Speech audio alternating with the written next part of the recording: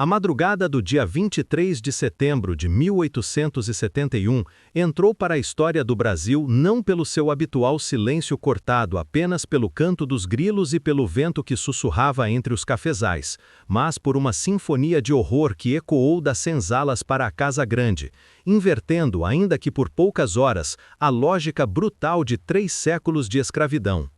No coração do Vale do Paraíba Fluminense, a região mais rica e poderosa do Império, os gritos que atravessaram as fazendas de café naquela noite não eram os dos trabalhadores forçados sendo arrancados de seus poucos momentos de descanso para mais um dia de labuta extenuante.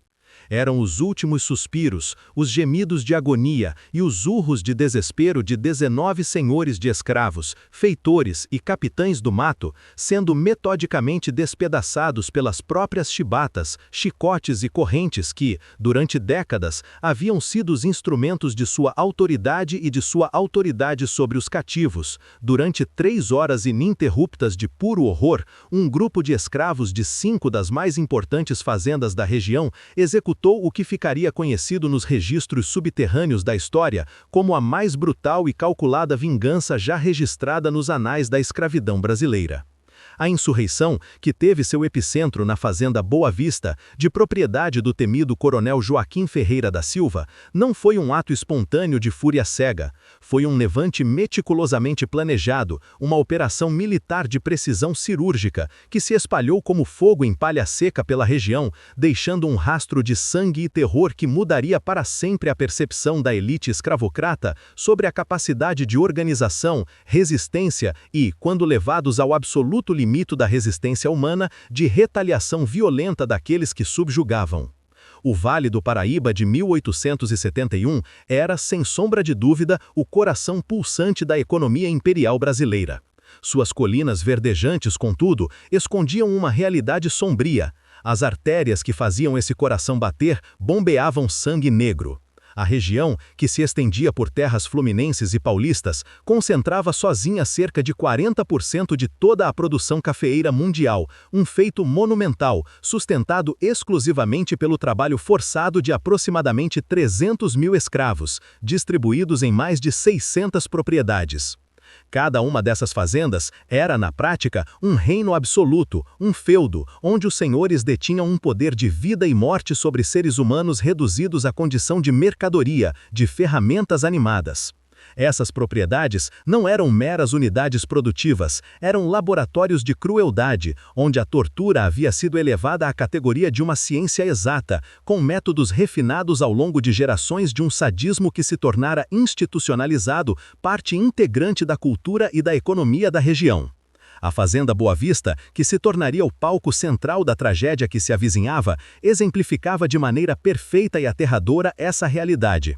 Propriedade do coronel Joaquim Ferreira da Silva desde 1841, a fazenda era um império dentro do império, estendendo-se por 2.500 hectares de terra originalmente roubadas dos povos indígenas e que, ano após ano, era fertilizada com o suor, o sangue e as lágrimas dos escravos.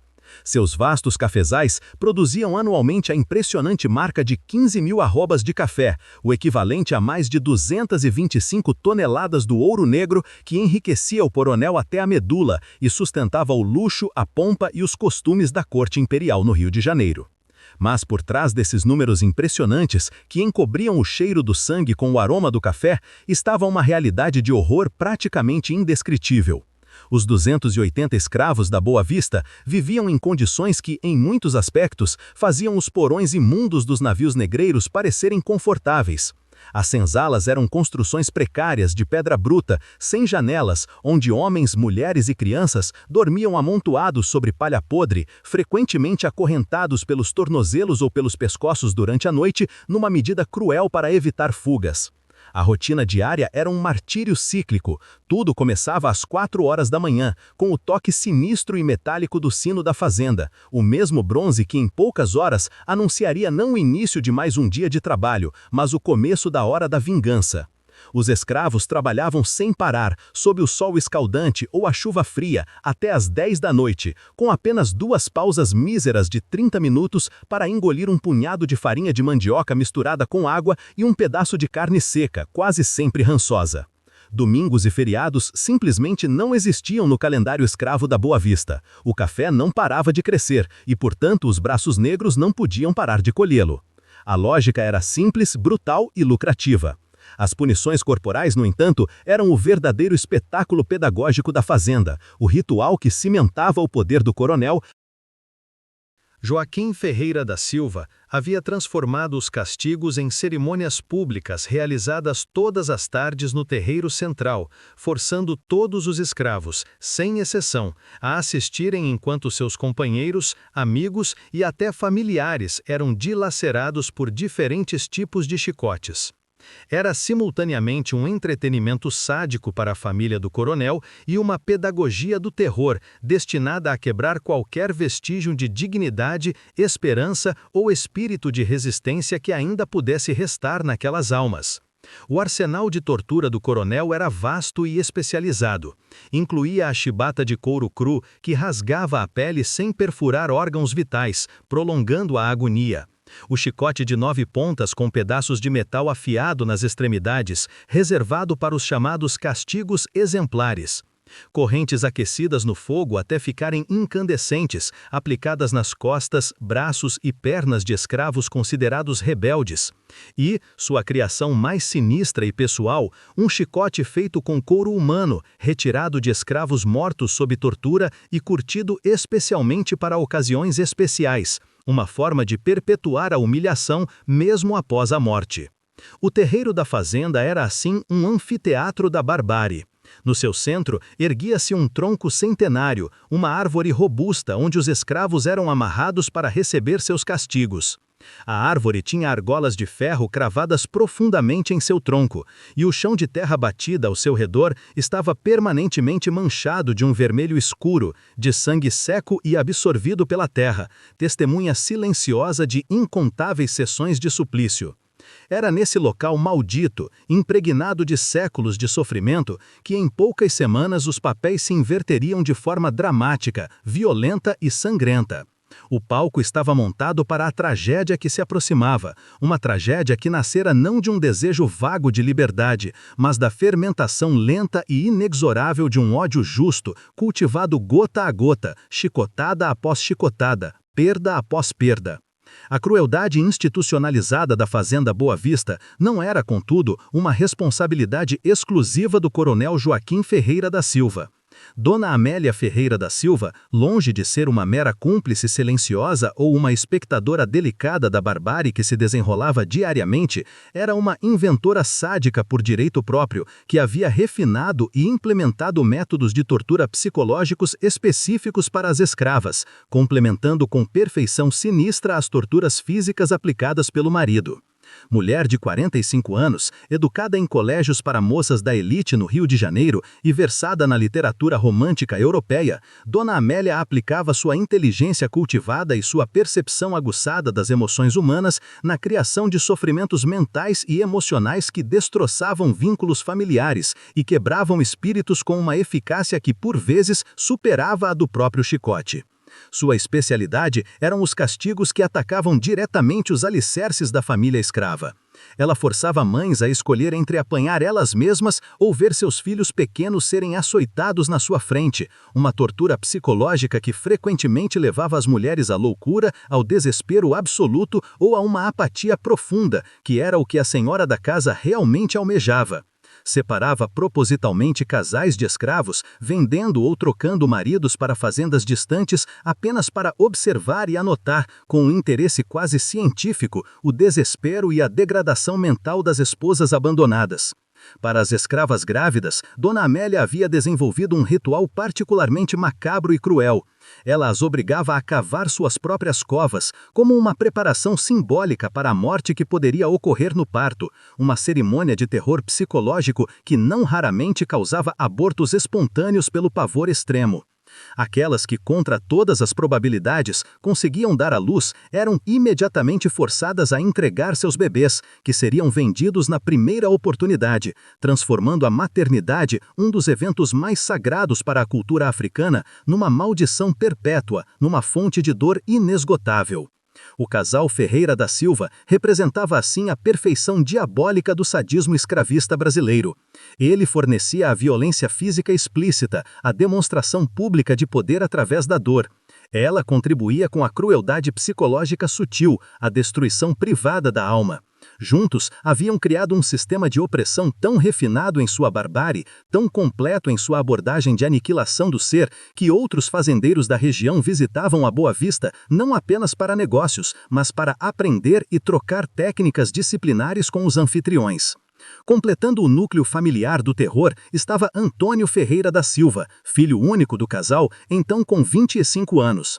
Herdeiro de toda aquela maldade, ele havia sido educado desde tenra idade para herdar não apenas as terras e os escravos da família, mas também suas tradições de crueldade e dominação. Formado em Direito na Faculdade do Largo de São Francisco, em São Paulo, o jovem Antônio trouxe para a fazenda conhecimentos jurídicos que permitiram ao pai sofisticar ainda mais os métodos de controle sobre os cativos, sempre buscando operar dentro dos limites da legalidade imperial, uma legalidade que, vale ressaltar, protegia completamente e sem restrições os direitos de propriedade sobre seres humanos. Ele era a mente moderna por trás do terror antigo, a garantia de que a brutalidade da família permaneceria impune e lucrativa.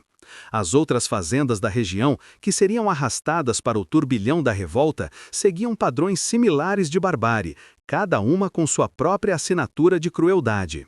Na fazenda São Bento, o major João Batista dos Santos havia desenvolvido o costume de marcar escravos fugitivos com ferro em brasa no rosto, criando uma galeria de rostos desfigurados que serviam de advertência permanente e pública sobre o destino que aguardava aqueles que ousassem tentar escapar daquela prisão a céu aberto.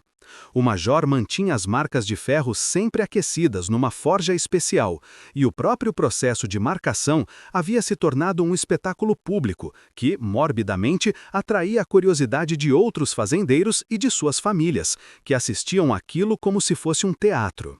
Na fazenda Serra Azul, o major Antônio Silva Campos praticava uma forma de castigo psicológico que era ao mesmo tempo simples e profundamente destrutiva. Ele forçava os escravos a açoitarem uns aos outros, quebrando deliberadamente os laços de solidariedade, confiança e amor que poderiam, no entender do Senhor, alimentar futuras revoltas. Pais eram obrigados a chicotear filhos, maridos a castigar suas próprias esposas, irmãos a agredir irmãos, criando traumas profundos e cicatrizes emocionais que destroçavam famílias inteiras e isolavam cada escravo em sua própria ilha de sofrimento e culpa. Já o capitão Francisco de Assis Oliveira, da fazenda Três Corações, havia criado um sistema de castigos específicos e economicamente motivados para escravas grávidas. Ele as amarrava de bruços sobre bancos especiais e aplicava chicotadas calculadas e direcionadas para causar abortos, eliminando de forma pragmática o que ele considerava custos desnecessários com crias que demorariam anos para se tornar produtivas. Sua contabilidade macabra registrava meticulosamente cada aborto forçado como uma economia de recursos, um dado contábil em seu livro de registros, onde vidas humanas em potencial eram reduzidas a números e despesas evitadas. Por fim, a fazenda Palmital, do coronel José Maria da Costa, abrigava o que ele chamava, com orgulho perverso, de Museu da Disciplina. Era uma coleção particular e horrenda de instrumentos de tortura, que incluía chicotes feitos com couro humano, correntes com pontas afiadas, máscaras de ferro para silenciar gritos e sua peça mais preciosa, um chicote confeccionado inteiramente com cabelos de escravas mortas, trançados e enrijecidos, que ele usava exclusivamente para castigar outras mulheres da senzala, num ciclo de humilhação que transcendia a própria morte.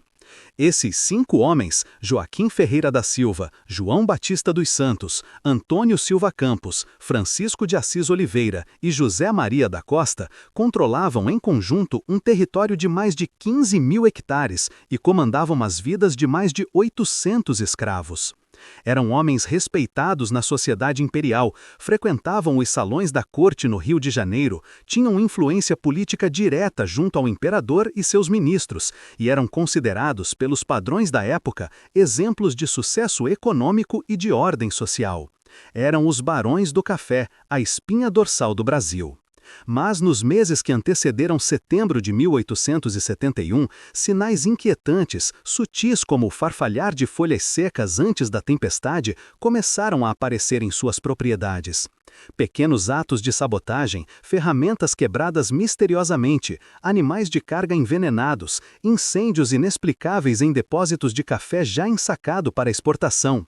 Os feitores mais atentos relatavam conversas sussurradas que cessavam abruptamente quando homens brancos se aproximavam, olhares trocados entre os escravos que carregavam uma nova e estranha carga de determinação silenciosa. Havia algo diferente no ar, uma tensão elétrica, uma pressão invisível que os senhores, em sua arrogância e cegueira, atribuíam ao mau tempo da estação seca ou a um surto de mau humor entre a cativa. Os sinais da tempestade que se aproximava, da revolta que fermentava nas senzalas, estavam por toda a parte. Mas os senhores do Vale do Paraíba, enclausurados em sua certeza de poder inabalável, foram completamente cegos e surdos para o que estava por vir. Eles não conseguiam ler os sinais porque não acreditavam, em seu íntimo, que aqueles que consideravam pouco mais que animais, peças como se referiam aos escravos, fossem capazes de uma organização, uma inteligência estratégica e uma frieza de ação que rivalizasse com a sua própria.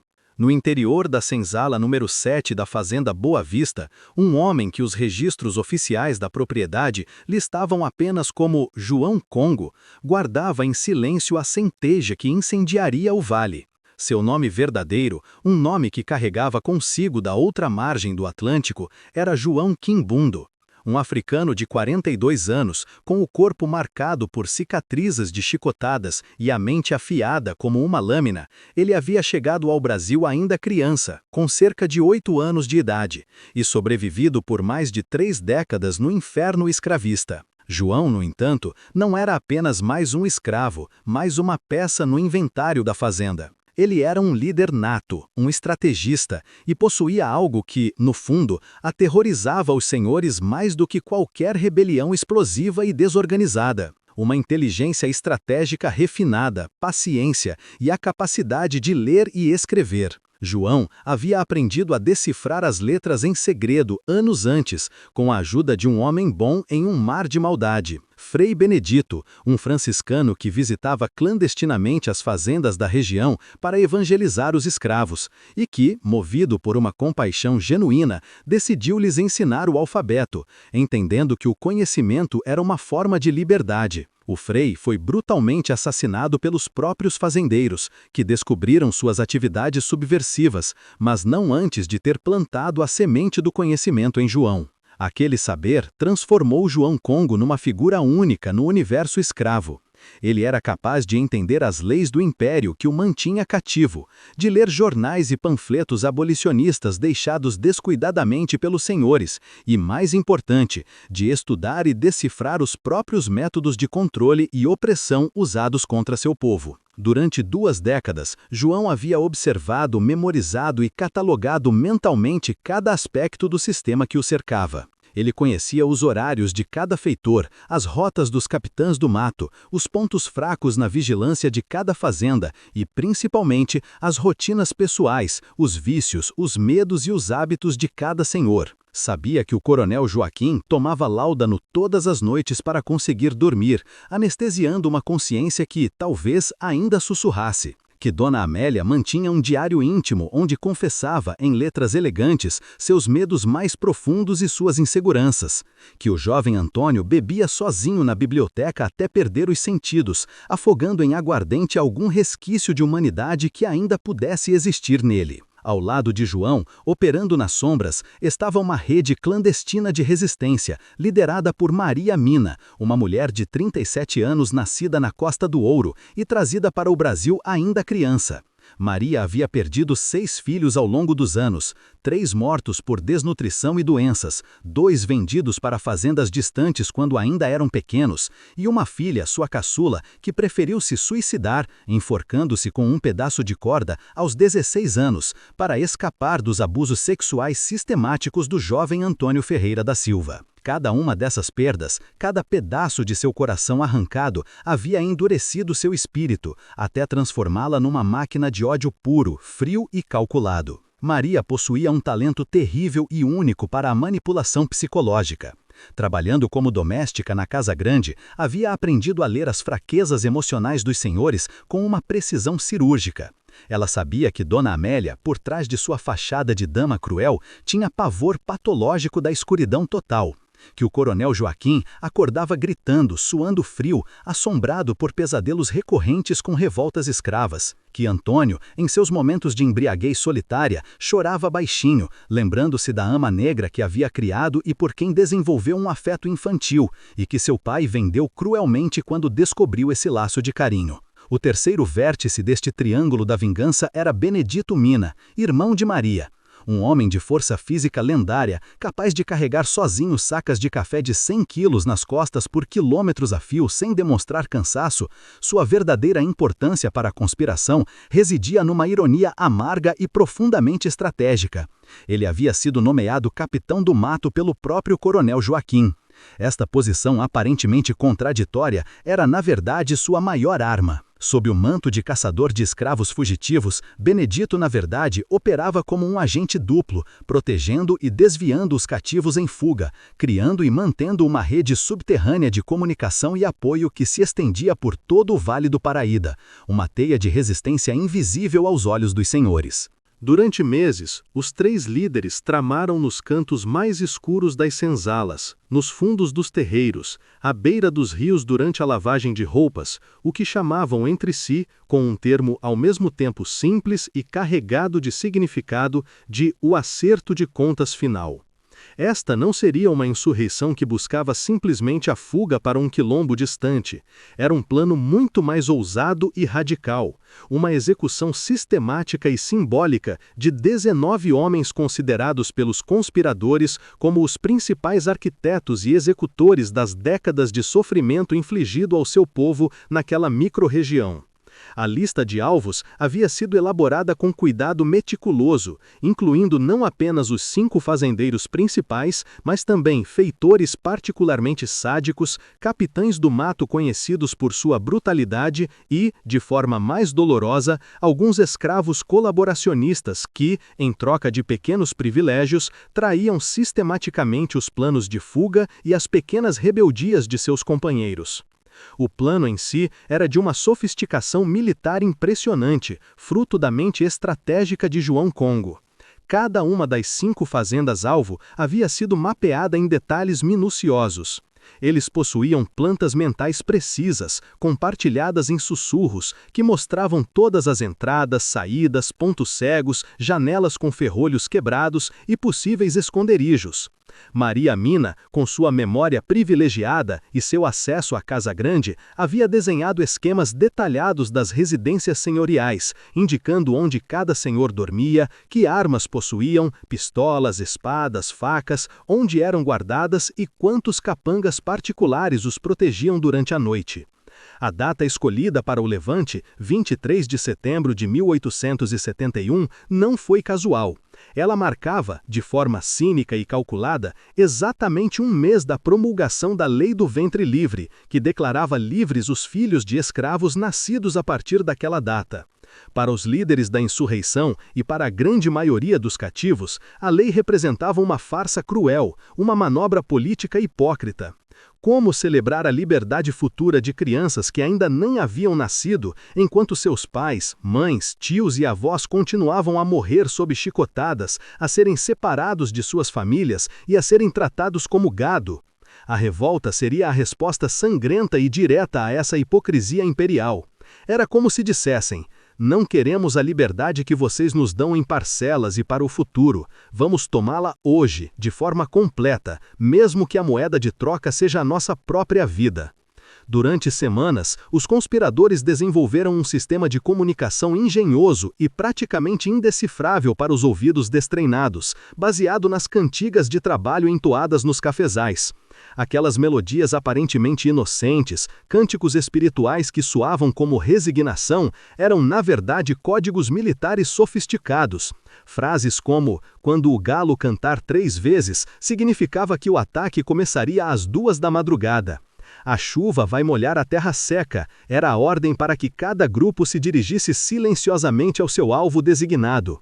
O sol vai nascer vermelho, era o sinal final, a senha para que ninguém hesitasse e para que nenhuma vida entre os 19 condenados fosse poupada.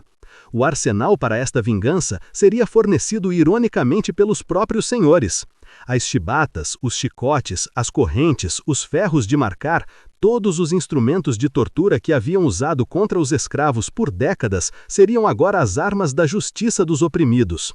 João Congo havia calculado friamente que usar as armas dos opressores contra eles mesmos enviaria uma mensagem simbólica da mais poderosa. Cada golpe desferido seria literalmente um reflexo, um eco da violência que eles mesmos haviam praticado e da qual tanto se orgulhavam. Os preparativos estavam quase completos, os códigos estabelecidos, os alvos definidos, os caminhos mapeados. Mas ainda faltava o elemento mais crucial, o combustível que moveria aquela máquina de vingança. Reunir a coragem coletiva suficiente entre 150 homens e mulheres para enfrentar a morte certa que, inevitavelmente, seguiria aquele acerto de contas. A noite de 22 de setembro de 1871, a última noite de paz que o Vale do Paraíba conheceria por muitas décadas, testemunhou uma reunião que ficará gravada na memória dos participantes como um momento de solene e terrível sacralidade. Em uma clareira escondida na mata fechada que separava as 5 fazendas-alvo, João Congo proferiu o que seria lembrado pelos presentes como o último sermão da liberdade. Reunidos sob o manto da escuridão, protegidos apenas pelo dossel das árvores e pelo silêncio cúmplice da noite, 150 homens e mulheres escravizados ouviram com uma atenção que cortava o ar as palavras que selariam seus destinos de forma irrevogável. Irmãos, começou João, sua voz firme e grave ecoando baixinho na clareira, um contraste com o sussurro habitual dos escravos. Amanhã, nós não lutamos para continuar vivendo como até aqui. Lutamos para morrer como homens e mulheres livres. Por 30, 40, 50 anos, fomos chicoteados, torturados, humilhados. Nossos filhos foram vendidos como animais no mercado. Nossas mulheres foram violentadas na frente de nossos olhos. Nossos corpos foram marcados a ferro quente como se fôssemos gado. Nossas famílias foram despedaçadas para alimentar o luxo de nossos algozes. Chegou a hora de cobrar, gota a gota, cada lágrima que derramaram. Chegou a hora de devolver, golpe por golpe, cada chicotada que recebemos. Maria Mina tomou a palavra em seguida. Sua voz, diferente da de João, era carregada de uma dor tão profunda que 3 décadas de sofrimento haviam cristalizado em um ódio puro e incandescente. Cada um de vocês perdeu alguém por causa desses demônios, ela disse, seus olhos percorrendo cada rosto na escuridão. Cada um de vocês carrega uma ferida que nunca sarou. Cada um de vocês tem uma conta pessoal a acertar. Amanhã, quando a hora chegar, não haverá piedade, não haverá perdão, não haverá hesitação. Eles nos trataram como animais irracionais, como coisas, como pedaços de madeira. Agora, nesta madrugada, eles vão descobrir, na própria pele, que animais feridos e encurralados são as criaturas mais perigosas desta terra. Aquela reunião não era apenas um último briefing militar, era um ritual de preparação para a morte, uma cerimônia fúnebre antecipada. Todos os presentes, dos mais velhos aos mais jovens, sabiam com uma certeza absoluta que a insurreição, não importa o quão bem-sucedida fosse em seu objetivo imediato, terminaria com suas execuções sumárias pelas tropas imperiais. A Guarda Nacional não mostraria misericórdia. Mas, naquele momento, frente a frente com seu destino, aqueles homens e mulheres fizeram uma escolha consciente e coletiva. Preferiam morrer lutando, morrer causando um impacto, morrer como agentes de sua própria história, a continuar vivendo a lenta e agonizante morte em vida que era a escravidão. Era uma escolha entre duas formas de morte: a morte lenta, arrastada e humilhante do cativeiro, ou a morte rápida, violenta, mas digna da rebelião. Benedito Mina, então, começou a distribuir silenciosamente os instrumentos que seriam usados no massacre. Eram chibatas recolhidas secretamente dos arsenais de tortura dos senhores, facões de capinar que haviam sido afiados nas pedras de amolar durante semanas, machados de derrubar árvores transformados em armas de guerra pesadas, e correntes que seriam usadas não para prender escravos, mas para amarrar as vítimas antes da execução. Cada rebelde recebeu também um pedaço de corda para amarrar ao pescoço, uma preparação simbólica e sombria para o enforcamento que quase certamente os aguardava no final daquele dia. Os 150 conspiradores foram então divididos em 5 grupos, de 30 pessoas cada, com cada grupo sendo responsável por atacar uma fazenda específica. Aos líderes de cada grupo, homens e mulheres de confiança de João, Maria e Benedito, foram distribuídas pequenas listas manuscritas, rabiscadas com carvão em pedaços de papel roubado, com os nomes dos alvos prioritários de sua respectiva propriedade. A lista total incluía os 5 fazendeiros principais, 7 feitores particularmente brutais, 4 capitães do mato notórios por sua crueldade e 3 escravos colaboracionistas, totalizando 19 homens. Este número não era arbitrário. Ele havia sido cuidadosamente calculado por João Congo para representar simbolicamente os 19 anos que haviam se passado desde a proibição efetiva do tráfico negreiro em 1850. Foi um período durante o qual, paradoxalmente, a violência contra os escravos no Vale do Paraíba havia se intensificado dramaticamente, pois os senhores, impossibilitados de importar mais africanos em grande escala, buscavam extrair o máximo de produtividade da peçaria existente usando métodos cada vez mais brutais. A estratégia militar traçada por João era simples, mas terrivelmente eficaz: cercar simultaneamente as 5 fazendas durante o período da madrugada, entre as 2 e as 5 da manhã, quando os senhores e seus capangas estariam profundamente dormindo, muitos embriagados. O objetivo era capturar os alvos vivos e executá-los de forma pública e ritualística, usando os mesmos instrumentos de tortura que eles haviam empregado contra os escravos. A morte, para a maioria, deveria ser lenta e dolorosa, uma agonia prolongada que correspondesse em minutos e horas aos anos de sofrimento que haviam infligido. João Congo havia estabelecido regras rígidas e um código de conduta para a insurreição, mostrando uma moralidade que seus opressores nunca haviam possuído.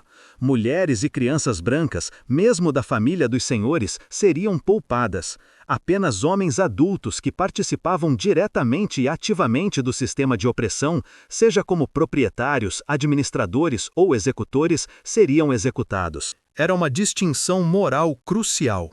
Enquanto os senhores torturavam e matavam escravos independentemente de idade, sexo ou condição física, os rebeldes traçavam uma linha ética, mostrando que sua luta não era contra uma raça, mas contra um sistema de poder.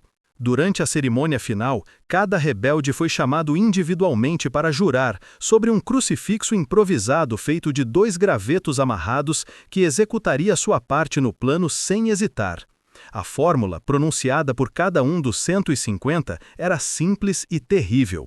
Juro pela alma dos meus filhos mortos, pela memória dos meus pais vendidos, e por Deus que me ouve, que não tremei na hora de cobrar o sangue que foi derramado. Era um sacramento invertido, um ritual onde a promessa não era de amor, perdão ou resignação, mas de vingança implacável e de coragem inquebrantável. Maria Mina havia preparado um ritual especial para as mulheres escravas que participariam da insurreição. Cada uma trouxe um objeto pessoal de um filho perdido, um pedaço de pano de uma roupa, um pequeno brinquedo de madeira esculpido à mão, uma mecha de cabelo cuidadosamente guardada. Estes objetos foram colocados numa pequena fogueira ritual no centro da clareira.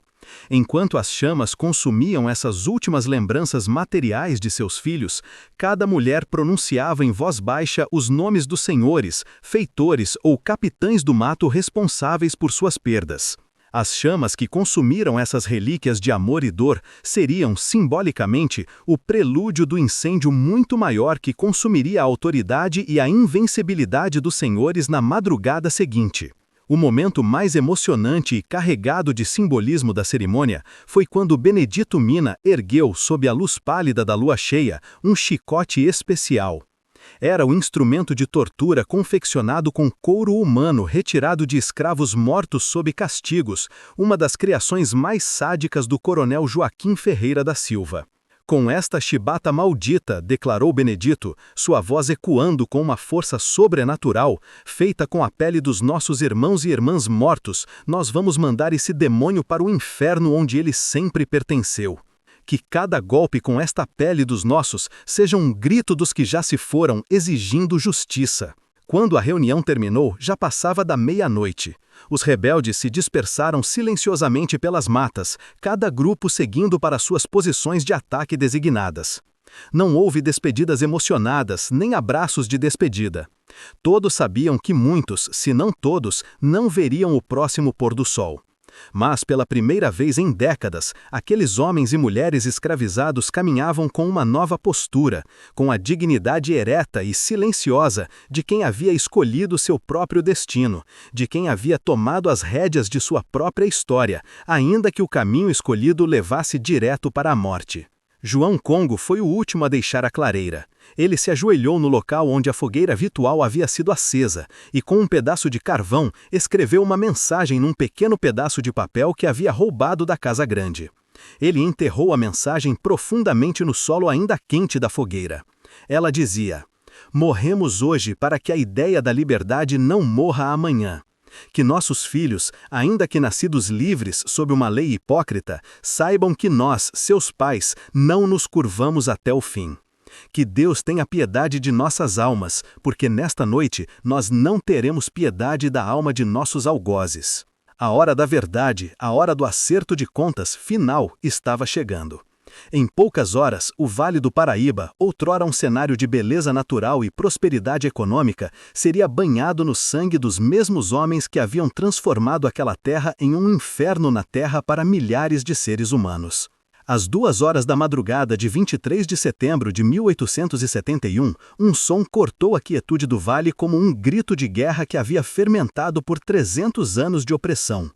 Não era o toque familiar que chamava para o trabalho, mas um repicar diferente, carregado de um significado novo e terrível. Benedito Mina, usando a autoridade que seu cargo de capitão do mato lhe conferia, puxou a corda do sino da capela da fazenda Boa Vista 3 vezes, com uma força e um ritmo que não eram usuais. O mesmo bronze que por décadas havia convocado os escravos para mais um dia de tortura disfarçada de trabalho, agora anunciava de forma clara e metálica a hora da vingança final. O som ecoou pelos vales, atravessou a neblina baixa da madrugada e chegou aos ouvidos atentos dos 150 rebeldes posicionados estrategicamente ao redor das 5 fazendas. Era o sinal que haviam esperado por meses de planejamento silencioso e por uma vida inteira de sofrimento.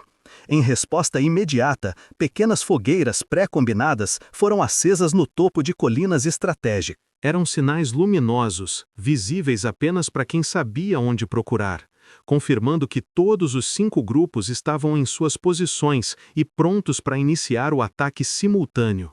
A sincronia era perfeita. Na fazenda Boa Vista, João Congo liderava pessoalmente o grupo de 30 escravos que, como sombras letais, se aproximaram da Casa Grande. Eles conheciam cada pedra, cada tábua, cada fresta daquela construção majestosa e opressora. Afinal de contas, haviam sido seus próprios braços, os braços de seus pais e avós, que haviam erguido aquelas paredes, instalado aquelas janelas, cavado aqueles alicerces. Sabiam que a porta dos fundos da cozinha tinha a fechadura quebrada há meses e nunca fora consertada. Que as janelas do quarto principal do coronel não tinham trancas por dentro, pois ele julgava-se intocável, e que os 2 capangas encarregados da guarda noturna estariam, como de costume, profundamente dormindo e embriagados com cachaça barata na senzala dos empregados livres. O coronel Joaquim Ferreira da Silva acordou abruptamente, não com o toque do sino, que já havia cessado, mas com a sensação de uma mão forte e calosa pressionando sua garganta com força, cortando seu ar. Seus instintos de homem acostumado a mandar falaram mais alto, e sua mão se moveu automaticamente para debaixo do travesseiro, onde mantinha uma pistola carregada. Mas encontrou apenas o vazio. João Congo, usando suas habilidades de infiltração adquiridas como capitão do mato, havia entrado silenciosamente no quarto horas antes, enquanto a família jantava, e removido a arma. A surpresa e o terror tomaram conta do coronel quando seus olhos, acostumados à penumbra, discerniram as figuras ao redor de sua cama.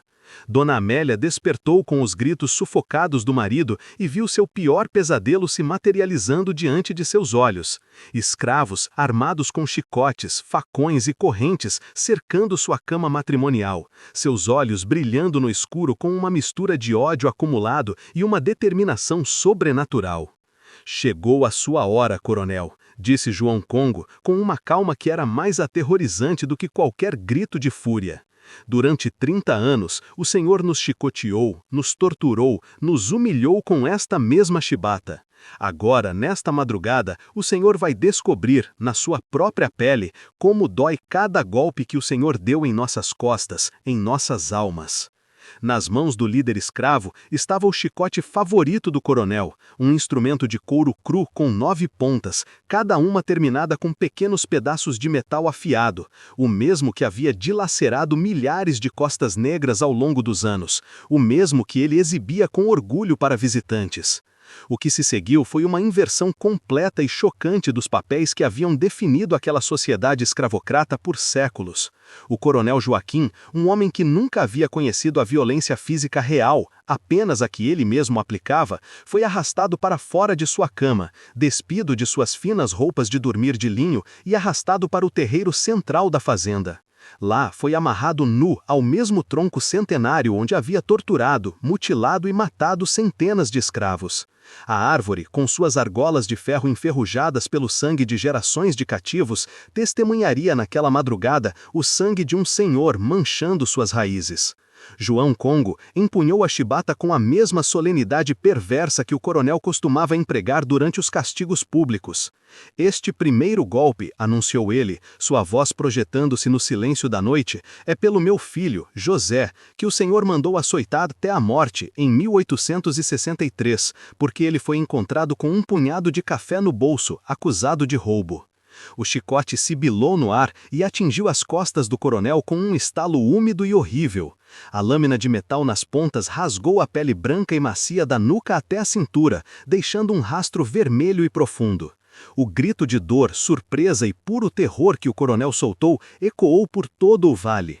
Era um som que os escravos presentes nunca haviam ouvido, o som de um senhor sentindo dor. Durante décadas, apenas eles haviam gritado sobre as chicotadas. Aquele era um som novo, e para muitos era a música da justiça, por mais cruel que fosse. "Este segundo golpe", continuou João, sem perder o ritmo, "é pela minha filha, Luísa, que morreu de fome e exaustão enquanto o senhor e sua família banqueteavam como reis na sua sala de jantar." A segunda chicotada cruzou com a primeira, formando uma cruz sangrenta nas costas do fazendeiro.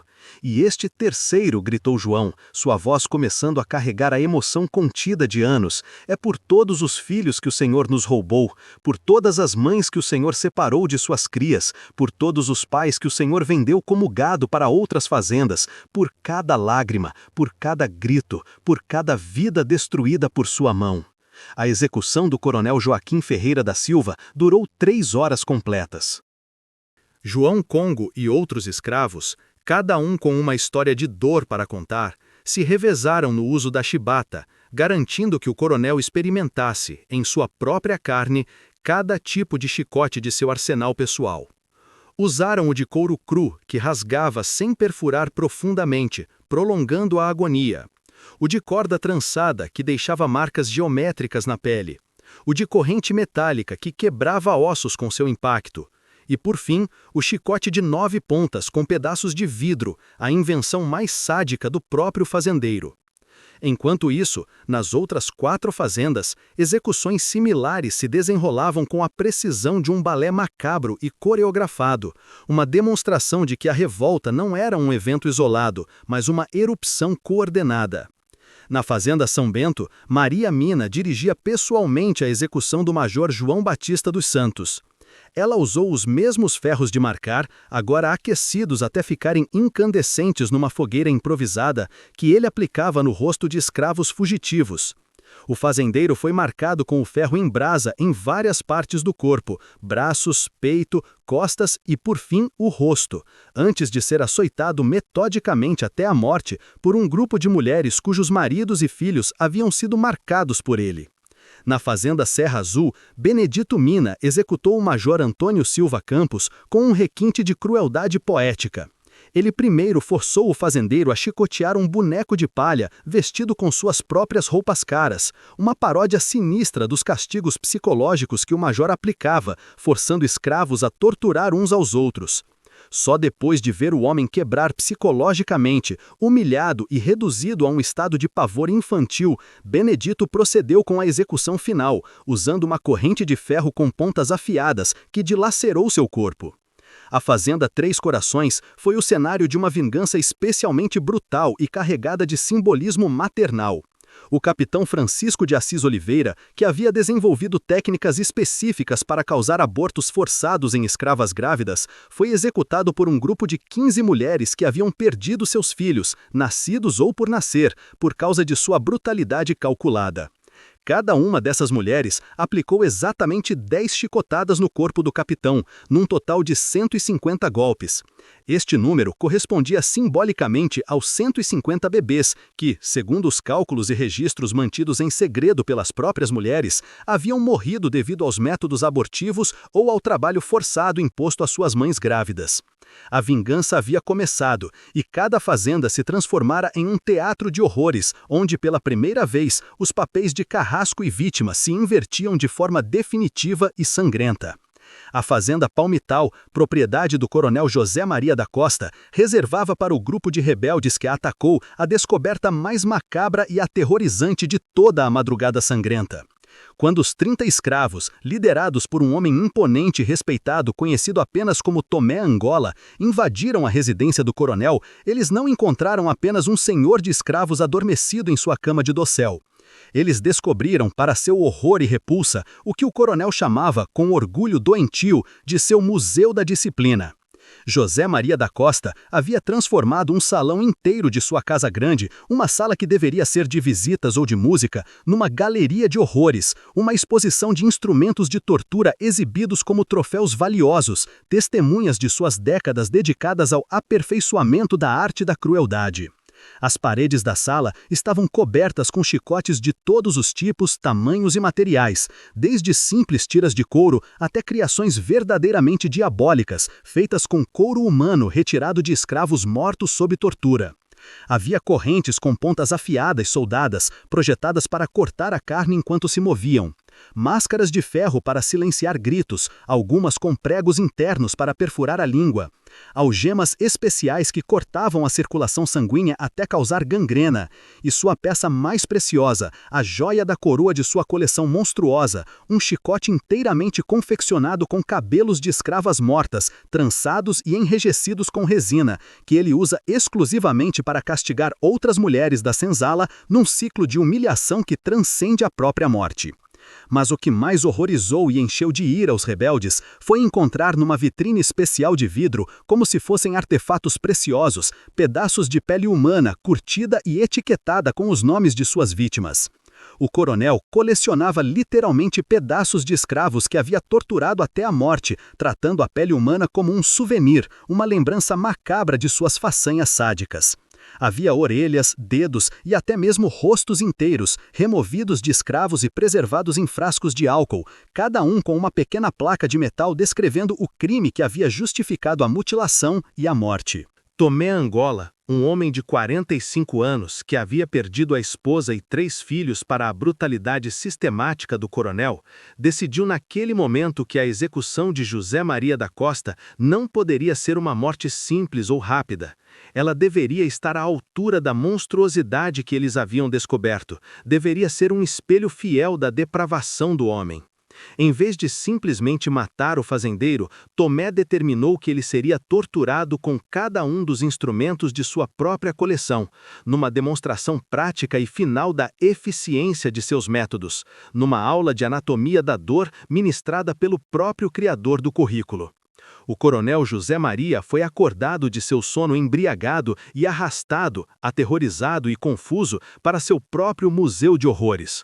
Foi amarrado numa cadeira especial que ele mesmo havia mandado construir para torturar escravos em posição sentada, forçando-os a assistir à sua própria agonia refletida num espelho colocado à frente. Agora, ele era o prisioneiro na própria cadeira. "Coronel", disse Tomé Angola com uma ironia carregada de ódio puro, "o senhor sempre se gabou de ser um conhecedor fino, um especialista em instrumentos de disciplina. Um homem de cultura, não é? Hoje, o senhor vai ter a honra e o privilégio de testar pessoalmente a qualidade e a eficácia de cada peça de sua valiosa coleção. Vai poder comprovar, na sua própria pele, o que sempre pregou, que seus métodos são, de fato, eficientes." A execução do coronel José Maria da Costa durou 4 horas intermináveis e incluiu o uso sistemático e metódico de cada instrumento de sua coleção. Os rebeldes, seguindo uma ordem pré-estabelecida por Tomé, começaram com os chicotes mais simples e progrediram gradualmente para os mais elaborados e dolorosos, seguindo, ironicamente, a mesma sequência que o próprio coronel usava durante suas demonstrações pedagógicas para visitantes ilustres. Cada golpe, cada aplicação de ferro quente, cada corte com as correntes pontiagudas era precedido de uma explicação clara e didática sobre a técnica correta de uso, numa paródia sinistra e grotesca das palestras que o fazendeiro costumava dar para outros senhores interessados em modernizar seus métodos disciplinares. "Este chicote aqui, coronel", explicava Tomé, erguendo um instrumento de couro escuro e encerado, "foi feito com o couro do escravo Miguel, que o senhor mandou esfolar vivo em 1869, lembra? Lembra dele? Claro que lembra. Afinal de contas, o senhor guardou um pedaço da pele dele, ali, naquela vitrine, etiquetado como exemplo de insolência. Agora, o senhor vai descobrir na sua própria carne como o próprio Miguel se sentia quando apanhava com um instrumento feito com a pele de seu irmão." Enquanto isso, nas outras fazendas, as execuções prosseguiam com uma brutalidade que buscava ser poeticamente justa. Na fazenda Boa Vista, o coronel Joaquim já havia parado de gritar. Seus pulmões não conseguiam mais produzir sons audíveis devido aos ferimentos internos causados pelos golpes precisos dos chicotes. Mas João Congo, um mestre em prolongar o sofrimento, uma lição aprendida com o próprio coronel, não permitia que a vítima desmaiasse ou encontrasse refúgio na inconsciência. Baldes de água fria eram jogados em seu rosto a intervalos regulares, garantindo que ele permanecesse completamente consciente, que sua mente clara registrasse cada segundo da agonia, cada estalo do couro em sua carne, cada gole de ar que era uma facada em seus pulmões perfurados. Dona Amélia e seu filho Antônio, embora tenham sido poupados da execução imediata, seguindo o código moral estabelecido por João Congo, foram forçados a assistir a todo o processo. Eles foram amarrados a cadeiras na varanda da Casa Grande, com seus rostos voltados para o terreiro, obrigados a testemunhar a lenta e metódica desintegração física do marido e pai.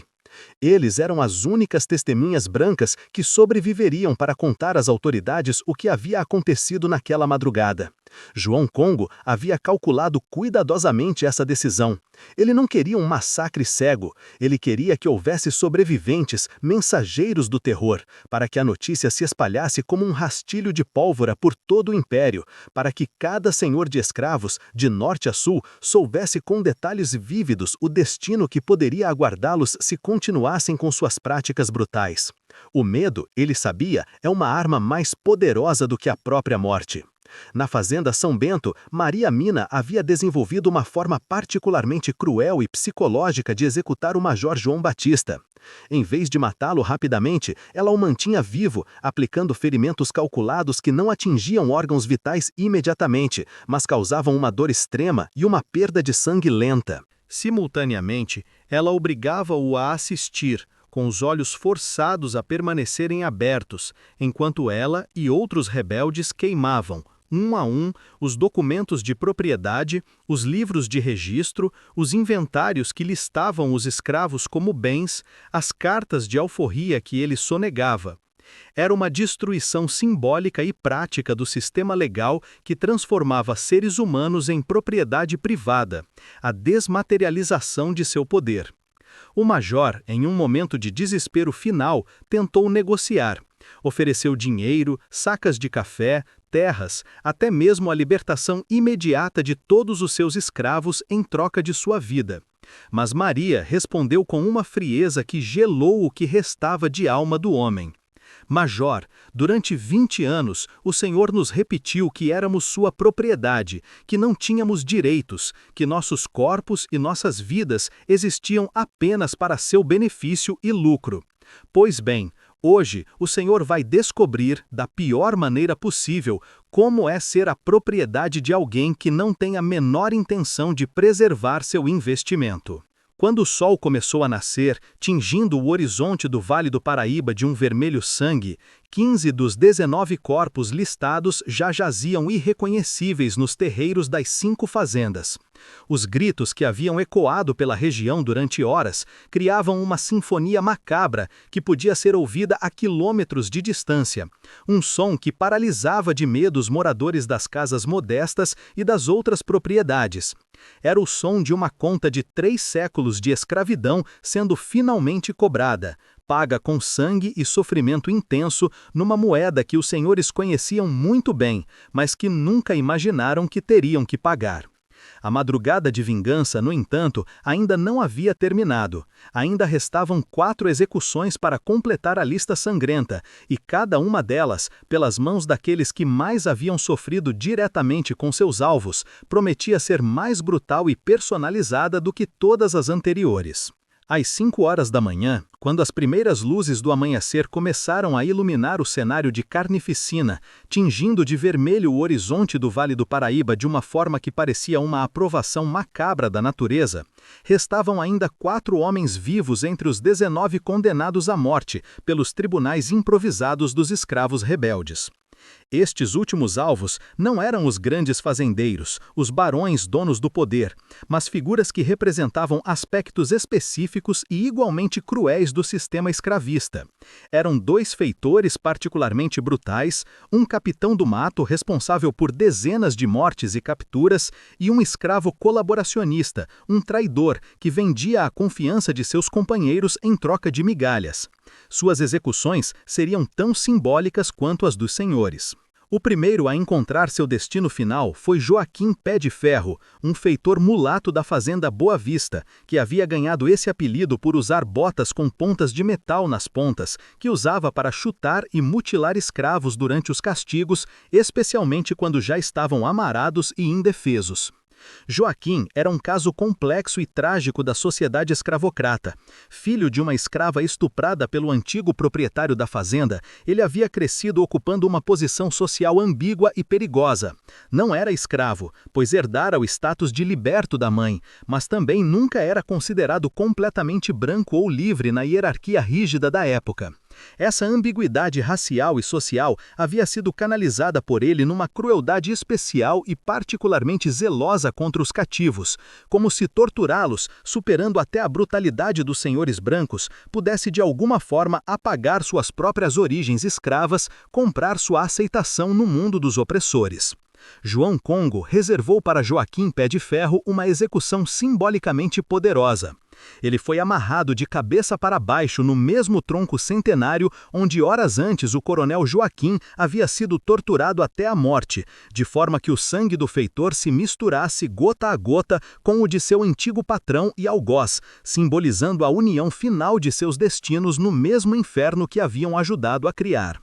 Joaquim, disse João, enquanto empunhava um chicote especial feito com correntes, o mesmo que o feitor adorava usar, você nasceu de um ventre escravo como nós. Você sentiu na sua mãe a mesma dor que nós sentimos, mas você escolheu o lado dos senhores. Você cuspiu na sua própria origem para lamber as botas dos que nos oprimem. Hoje, você vai morrer não como um homem branco, que você nunca foi, nem como um homem negro, que você renegou, mas como o traidor que sempre foi. A execução do feitor foi um ato coletivo, foi assistida e participada por dezenas de escravos que haviam sofrido especificamente com sua brutalidade pessoal. Cada um deles, sob a supervisão de João, aplicou exatamente 3 chicotadas no corpo pendurado de Joaquim.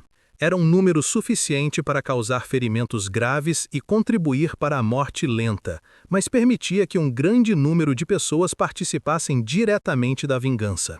Era uma forma de democracia sangrenta, um julgamento popular onde cada vítima do sistema tinha o direito simbólico de cobrar pessoalmente com as próprias mãos sua parcela da conta de sofrimento. O segundo alvo daquela manhã era Sebastião Mata Negro, o capitão do mato mais temido e odiado de toda a região. Um homem branco e pobre que encontrara na caça de escravos fugitivos sua única forma de ascensão social e de ganhar respeito. Sebastião era um especialista em rastrear, capturar, torturar e, frequentemente, executar seres humanos em fuga. Ele se gabava de ter abatido pelo menos 40 escravos ao longo de 2 décadas e mantinha como troféu sinistros as orelhas cortadas de suas vítimas, usando-as como prova física de serviços prestados para cobrar suas recompensas dos senhores. Benedito Mina, que havia trabalhado como capitão do mato duplo agente ao lado de Sebastião, conhecia pessoalmente todos os seus métodos, táticas e pontos fracos. A execução de Sebastião foi, portanto, planejada para espelhar com exatidão poética as técnicas que o caçador de escravos usava contra suas vítimas. Sebastião foi, ele próprio, caçado. Ele foi perseguido pela mata densa que cercava a fazenda São Bento durante 2 horas, acuado por cães de caça que ele mesmo havia treinado para farejar e atacar escravos fugitivos, e finalmente capturado numa armadilha de laço que ele mesmo havia inventado para prender cativos pelos pés, deixando-os pendurados de cabeça para baixo. Sebastião, disse Benedito enquanto amarrava o capitão do mato numa árvore usando as mesmas cordas e os mesmos nós complexos que ele empregava para imobilizar escravos capturados, durante 20 anos você caçou meu povo como se fôssemos animais, como se fôssemos uma praga a ser eliminada. Você se divertia com nosso sofrimento. Hoje, nesta manhã, você vai descobrir, na sua própria pele, como é ser a caça em vez do caçador, como é ser perseguido, acuado e capturado.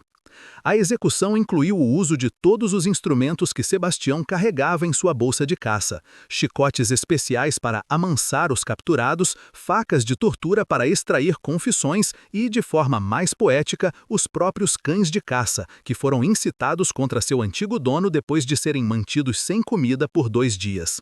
Os animais, movidos pela fome e pelo instinto, não demonstraram qualquer reconhecimento ou lealdade. O terceiro condenado era talvez o mais odiado internamente, Manuel Língua de Ouro, um escravo da fazenda Serra Azul que havia se especializado em obter a confiança de companheiros que planejavam fugas ou pequenas revoltas para em seguida denunciá-los aos feitores em troca de pequenos privilégios, uma dose extra de comida, roupas menos rasgadas, a promessa vaga de uma alforria que nunca viria. Suas traições sistemáticas haviam resultado na morte de pelo menos 15 escravos ao longo dos anos, e ele havia acumulado o ódio silencioso de toda a comunidade cativa da região. Maria Mina assumiu pessoalmente a execução de Manuel, pois 2 de suas traições mais graves haviam resultado na captura e morte de 2 de seus irmãos anos antes. A forma de execução escolhida foi simbolicamente perfeita. Manuel foi executado usando a mesma corda que havia sido usada para enforcar os escravos que ele denunciara, uma corda que Maria guardava como uma relíquia de dor. Manuel, disse Maria enquanto ajustava o laço no pescoço do traidor, preso a um galho robusto de uma árvore, sua língua dourada, suas palavras doces e mentirosas mataram nossos irmãos e irmãs. Eles morreram com o pescoço quebrado, sufocados por causa da sua ganância e da sua covardia. Hoje, nesta manhã, essa sua língua tão preciosa para os senhores vai ficar preta, inchada e para fora da sua boca, como sempre mereceu. O último condenado era Antônio Chicote Doce, um feitor português da fazenda Três Corações, que havia desenvolvido uma especialidade macabra que ele considerava uma forma de arte: torturar escravos de forma que as marcas dos chicotes formassem desenhos geométricos, padrões elaborados nas costas das vítimas. Antônio considerava-se um artista da disciplina e costumava fotografar suas obras com uma câmera recém-adquirida para mostrar a visitantes e outros senhores como prova de sua criatividade sádica. A execução de Antônio foi conduzida por um grupo seleto de escravos que haviam servido de tela involuntária para sua arte doentia. Eles recriaram um a um cada um dos desenhos que ele havia gravado em suas costas, losangos, xadrez, espirais, mas desta vez usando o corpo do próprio feitor como superfície.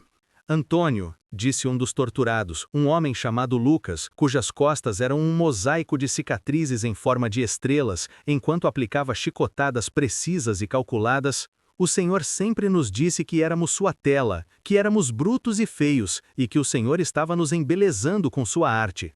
Pois bem, hoje o Senhor vai ser a nossa tela, e nós, os brutos, vamos fazer em seu corpo a mais bela obra de arte que o Senhor já viu, a obra da justiça. Quando o sol se ergueu completamente sobre o Vale do Paraíba naquela manhã de 23 de setembro de 1871, 19 corpos, irreconhecíveis em sua humanidade, pendiam de árvores, jaziam em terreiros ou estavam espalhados pelas matas das 5 fazendas. O silêncio que se seguiu aos últimos gritos era pesado como chumbo, um silêncio carregado de alívio, de terror, de exaustão e de uma justiça sangrenta finalmente cumprida depois de séculos de espera. Os escravos rebeldes, em sua grande maioria, não tentaram fugir. Muitos permaneceram nas fazendas, alguns limpando metodicamente o sangue de suas mãos e rostos, outros simplesmente sentados no chão, contemplando com uma estranha paz os corpos de seus antigos torturadores. Eles sabiam que soldados do Império chegariam em poucas horas para executá-los, mas, pela primeira vez em suas vidas, eles experimentavam uma sensação desconhecida e intoxicante, a sensação de terem escolhido seu próprio destino, de terem escrito o capítulo final de suas vidas com suas próprias mãos, mesmo que essa mão estivesse manchada de sangue. A vingança estava completa, a conta estava paga, mas a história, a reação do Império e o legado daquela noite estavam longe de terminar. A notícia do massacre, como um choque sísmico, percorreu os fios do telégrafo e chegou ao Rio de Janeiro através de um despacho lacônico e aterrorizado enviado pelo delegado de Vassouras por volta das 10 horas da manhã de 24 de setembro. A mensagem, curta e direta, dizia: insurreição escrava de grandes proporções, stop. 19 mortos, incluindo o coronel Joaquim Ferreira e outros principais, stop. Rebeldes fortificados nas fazendas, stop. Solícito envio urgente de tropas imperiais, stop. O imperador Dom Pedro II, que naquele momento recebia diplomatas franceses no Palácio de São Cristóvão, em uma rotina de aparências e cortesias, empalideceu visivelmente ao ler o despacho entregue em mãos por um ministro suado e nervoso. Era exatamente o pesadelo que assombrava suas noites desde que assumira o trono, o fantasma que rondava os porões do Brasil imperial, uma revolta escrava em larga escala, organizada e brutal, no coração da economia do país. A reação do governo imperial foi imediata, desproporcional em sua força e movida por um pânico que tentava disfarçar com demonstração de poderio. O ministro da Guerra, João José de Oliveira Junqueira, um homem conhecido por sua visão dura e repressiva, ordenou a mobilização imediata de 800 soldados da Guarda Nacional, apoiados por 2 companhias completas de artilharia pesada e uma unidade de cavalaria de elite. Era um exército suficiente para sufocar uma guerra civil de médio porte, não para enfrentar 150 escravos armados predominantemente com chicotes, facões e instrumentos agrícolas. Mas o objetivo explícito, nas ordens sigilosas, não era apenas reprimir a insurreição. Era enviar uma mensagem clara, inescapável e aterrorizante a todos os cativos do Império sobre o destino que aguardava quem ousasse desafiar a ordem escravista. Era um espetáculo de poder, uma demonstração de força destinada a esmagar não apenas os rebeldes, mas a própria ideia de rebeldia. O comando da operação de pacificação foi entregue a um veterano conhecido por sua brutalidade e falta de compaixão, o coronel Antônio Joaquim da Silva, um oficial que havia se destacado na Guerra do Paraguai não por feitos heróicos, mas por sua crueldade contra prisioneiros e sua eficiência em operações de limpeza. Silva recebeu ordens diretas do próprio imperador, em uma audiência privada e tensa: não fazer prisioneiros. Todos os rebeldes capturados, sem exceção, deveriam ser executados sumariamente no local da captura, e seus corpos, ou pelo menos os dos líderes, deveriam ser expostos publicamente em praças e encruzilhadas como um exemplo mórbido e definitivo para outros escravos que pudessem alimentar ideias similares de liberdade pela força.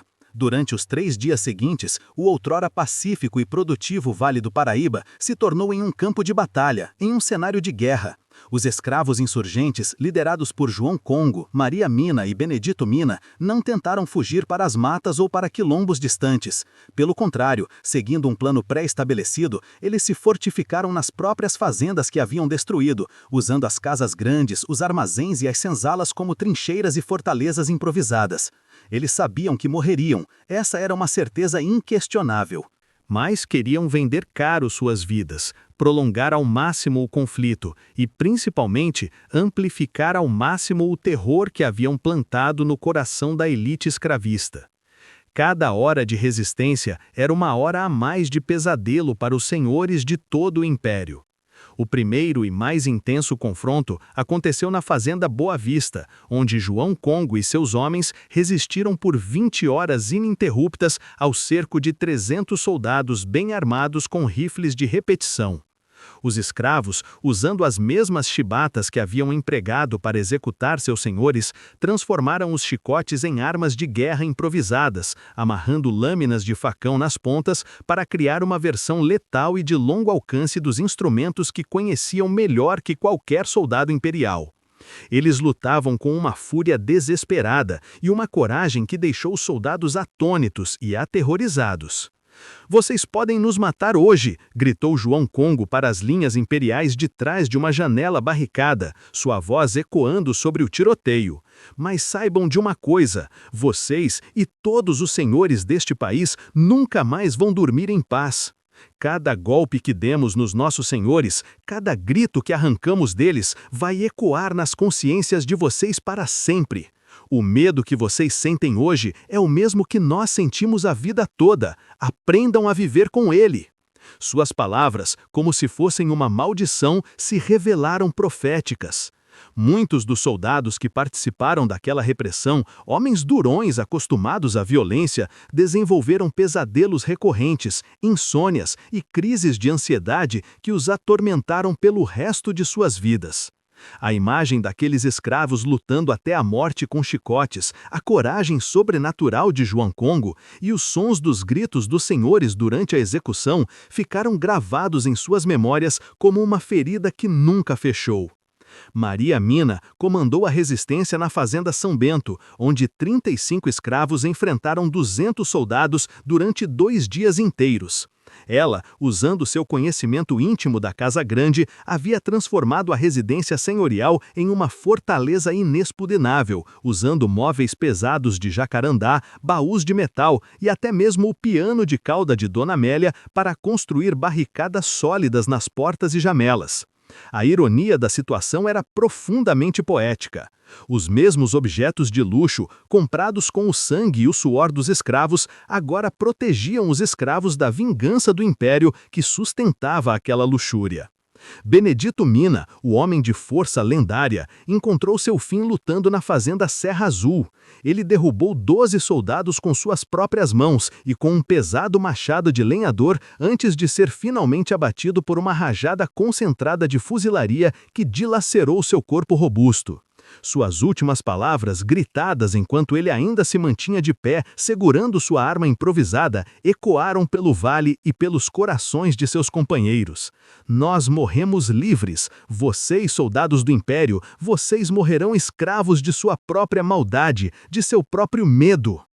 A repressão final foi tão brutal, tão desprovida de humanidade, quanto a própria insurreição. Os soldados, seguindo as ordens e as tradições de violência do sistema que defendiam, não se contentaram em simplesmente matar os rebeldes. Muitos foram torturados antes da execução final, numa tentativa vã de extrair nomes de outros conspiradores ou de simplesmente descarregar a raiva e o medo que a revolta havia incutido neles.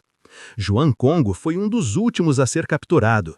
Ferido, exausto, mas ainda consciente, ele foi submetido a 5 dias de tortura contínua em um quartel improvisado em Vassouras, antes de ser enforcado publicamente na praça principal da cidade, com a presença obrigatória de todos os escravos da região, forçados a assistir ao espetáculo de terror. Mas o exemplo daquela execução, longe de aterrorizar e pacificar os cativos, teve um efeito oposto ao pretendido pelas autoridades.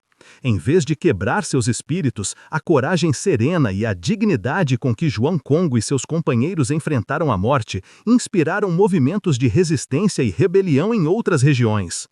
Nas semanas e meses seguintes ao massacre do Vale do Paraíba, eclodiram revoltas escravas, algumas pequenas, outras de maior proporção, em Minas Gerais, no interior de São Paulo e até mesmo em províncias do Nordeste, todas de alguma forma inspiradas ou influenciadas pelo exemplo de coragem e organização de João Congo, Maria Mina e Benedito Mina.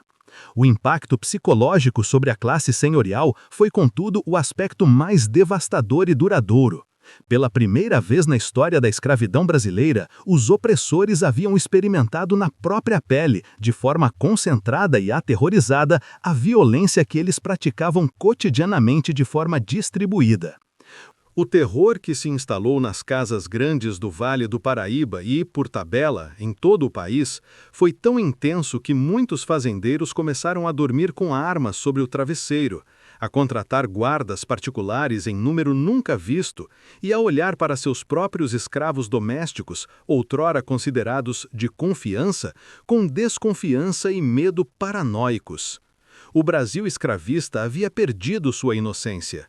Os senhores haviam descoberto de forma traumática que também podiam sangrar. O banho de sangue do Vale do Paraíba, longe de ser um episódio isolado e rapidamente esquecido, tornou-se um ponto de inflexão crucial, um catalisador subterrâneo que acelerou dramaticamente os processos sociais e políticos que levariam ao fim da escravidão no Brasil. A insurreição de 1871 e sua repressão brutal não permaneceram confinadas aos relatórios oficiais e aos sussurros assustados das senzalas. A imprensa da época, embora majoritariamente controlada pelos interesses escravocratas, tentou inicialmente minimizar e distorcer o episódio. Os jornais mais influentes, como o Jornal do Comércio e a Gazeta de Notícias, classificaram os eventos como atos isolados de selvageria, crimes bárbaros cometidos por africanos recalcitrantes, incapazes de apreciar os benefícios da civilização cristã. A narrativa oficial, repetida à exaustão, era de que se tratava de uma anomalia, uma explosão de violência primitiva que nada dizia sobre o sistema escravista como um todo, um sistema que se pretendia paternalista e benigno. A coragem e a organização dos rebeldes foram sistematicamente apagadas ou atribuídas a uma astúcia animal. No entanto, por baixo dessa superfície de desinformação controlada, a verdadeira história, os detalhes horripilantes da vingança escrava e o medo visceral que se apoderou da elite começaram a vazar. As cartas privadas trocadas entre fazendeiros, políticos e autoridades, descobertas décadas depois nos arquivos do Império, revelavam o verdadeiro impacto psicológico. Um senhor de escravos de Minas Gerais escreveu para um primo no Rio de Janeiro: "A notícia do ocorrido no Vale do Paraíba gelou o sangue em minhas veias. Aqui passamos a trancar todas as portas à noite e meu filho dorme com 2 pistolas. O que aconteceu com o coronel Joaquim pode acontecer com qualquer um de nós. Eles demonstraram que são capazes." Outra carta de um político influente para um ministro alertava: "Não podemos mais tratar o problema da escravidão apenas como uma questão econômica. Tornou-se uma questão de segurança nacional, de vida ou morte para as famílias brancas no interior." O episódio mostrou que o perigo não está apenas nos quilombos distantes, mas dentro de nossas próprias casas. Este medo, este susto profundo, tornou-se um fator político mais poderoso do que qualquer argumento humanitário ou pressão internacional da Inglaterra. Senhores de escravos que antes rejeitavam com veemência qualquer discussão sobre o fim do cativeiro, que viam a abolição como uma ameaça existencial à sua riqueza e poder, começaram a reconsiderar seriamente suas posições. A abolição gradual, antes um fantasma temido, começou a ser vista por muitos como uma válvula de escape necessária, uma forma de desarmar uma bomba relógio social que poderia explodir a qualquer momento. A imigração europeia, antes uma ideia de alguns visionários, ganhou um impulso enorme. Se os escravos eram uma fonte de perigo, então braços europeus civilizados e confiáveis pareciam uma alternativa atraente, mesmo que mais cara a curto prazo. O medo de novas insurreições, talvez ainda maiores e mais bem organizadas, tornou-se um argumento mais convincente para a mudança do que qualquer apelo à moral ou à economia. A lei do ventre livre, promulgada um mês antes da revolta e que havia sido o estopim simbólico para os rebeldes, ganhou um novo significado. Ela passou a ser vista não apenas como uma medida humanitária, mas como um primeiro passo necessário para uma transição controlada, uma forma de esvaziar lentamente o sistema, evitando uma explosão catastrófica. A insurreição do Vale do Paraíba também teve um impacto profundo no nascente movimento abolicionista. Intelectuais, jornalistas e políticos abolicionistas, embora publicamente condenassem a violência dos rebeldes, era politicamente impossível fazer outra coisa. Em privado reconheciam que o evento havia mudado o jogo. O abolicionista e jornalista José do Patrocínio, anos mais tarde, escreveria em suas memórias dizendo: "O terror que varreu as casas grandes depois de 1871 foi um aliado silencioso da nossa causa. Eles finalmente entenderam que a escravidão não era apenas um pecado, mas uma espada de 2 gumes apontada para seus próprios pescoços. A coragem dos rebeldes, ainda que distorcida pela imprensa, chegou aos ouvidos dos escravos em outras regiões através da rede subterrânea de comunicação mantida pelos próprios cativos, os telégrafos dos negros, como eram chamados." A história de João Congo, Maria Mina e Benedito Mina se tornou uma lenda, um mito de resistência que alimentou fugas em massa, revoltas localizadas e uma resistência passiva mais organizada. Em 1888, quando a princesa Isabel assinou a Lei Áurea no Paço Imperial, muitos dos presentes na cerimônia, tanto abolicionistas quanto senhores de escravos convertidos, lembraram-se, em seus pensamentos mais privados, da insurreição de 1871. Eles viram naquele ato final não apenas o triunfo de uma ideia humanitária, mas também o fechamento de um ciclo de violência que havia começado de forma tão dramática e sangrenta na madrugada do Vale do Paraíba. Foi o momento em que o sistema escravista brasileiro começou a morrer de verdade, não pela bondade repentina dos senhores ou apenas pela pressão internacional, mas pela demonstração prática, aterrorizante e inapagável de que os escravos eram capazes de uma violência tão sofisticada, organizada e implacável quanto a que sofriam cotidianamente. O acerto de contas de 1871, em última análise, mostrou que o preço da manutenção da escravidão havia se tornado alto demais, não apenas em termos morais, mas em termos de segurança pessoal da própria classe dominante. Hoje, passados mais de 150 anos daquela madrugada sangrenta, o Vale do Paraíba ostenta, em suas cidades e museus, monumentos imponentes aos barões do café. Estátuas de bronze de homens de casaca e cartola, nomes de ruas e praças que homenageiam as famílias que foram vítimas da revolta, e um discurso histórico que, por décadas, romanticou a era do café, focando na arquitetura das casas grandes, no luxo das festas e no fausto de uma época dourada. Mas não há, em todo o vale, uma única placa, um único marco, um único nome de rua ou uma única menção oficial que lembre a coragem e o sacrifício de João Congo, de Maria Mina, de Benedito Mina e dos 150 homens e mulheres que morreram na insurreição de setembro de 1871. Suas sepulturas, se é que existiram, foram deliberadamente apagados da paisagem. Seus nomes foram meticulosamente riscados dos livros de registro das fazendas após a repressão. Suas histórias foram transformadas em notas de rodapé obscuras na história oficial do Brasil, quando não foram completamente silenciadas. A memória deles foi confinada à tradição oral, aos sussurros que passaram de geração em geração nas comunidades negras da região, resistindo ao apagamento sistemático. A narrativa que prevaleceu foi a dos vencedores, a dos senhores, que trataram o episódio como uma mancha a ser esquecida, um ato de barbárie que não se coadunava com a imagem que queriam projetar do Brasil imperial. A insurreição do Vale do Paraíba nos ensina lições profundas e perturbadoras que ecoam até hoje. Ela demonstra de forma cristalina que a opressão extrema, quando levada ao seu limite absoluto, não gera apenas resignação e submissão. Ela pode gerar uma resistência igualmente extrema, uma violência que é o espelho da violência recebida. Ensina que aqueles que vivem pela violência e pelo domínio brutal estão sempre sujeitos a perecer pela mesma violência que semearam. A história de João Congo, um homem que usou o conhecimento como arma, nos fala do poder transformador da educação, mesmo nas circunstâncias mais desfavoráveis. A história de Maria Mina, uma mulher que transformou uma dor incomensurável em uma força estratégica implacável, é um testemunho da resistência feminina, frequentemente apagada nas narrativas de luta.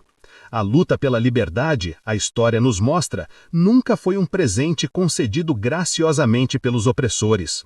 Foi sempre, em toda a história da humanidade, uma conquista, um direito arrancado com luta, com sacrifício e, muitas vezes, com sangue. A dignidade humana, que hoje consideramos um direito natural e inalienável, foi para gerações de escravizados um sonho distante pelo qual valia a pena morrer. A insurreição de 1871 é um capítulo sombrio, violento e complexo dessa luta. Não é uma história fácil de celebrar, dada a carnificina que envolveu, mas é uma história que precisa ser lembrada, não para glorificar a violência, mas para entender os limites terríveis a que os seres humanos podem ser levados quando a dignidade lhes é negada por completo. João Congo, Maria Mina e Benedito Mina morreram oficialmente como escravos, nas mãos do Estado Imperial. Mas naquela madrugada de 23 de setembro, eles lutaram e morreram como homens e mulheres livres, tomando para si o direito de definir seus próprios destinos. Seu legado é um legado de coragem extrema, de resistência feroz e da crença inabalável de que nenhum ser humano deve aceitar passivamente a própria escravidão. É um legado que ecoa, de forma mais silenciosa mas não menos importante, na luta contínua por justiça social, pela igualdade racial e pela dignidade humana no Brasil do século XXI. Lembrar deles, contar sua história, é uma forma de resgatar sua humanidade e de reconhecer que a história do Brasil foi forjada não apenas pelos poderosos de casaca, mas também pelo sangue, pelo suor e pela indomável vontade de liberdade daqueles que estavam sob o chicote. É uma forma de fazer justiça, mesmo que tardia, àqueles que ousaram escrever, com letras de sangue, um dos capítulos mais dramáticos e significativos da longa e dolorosa caminhada em direção à liberdade.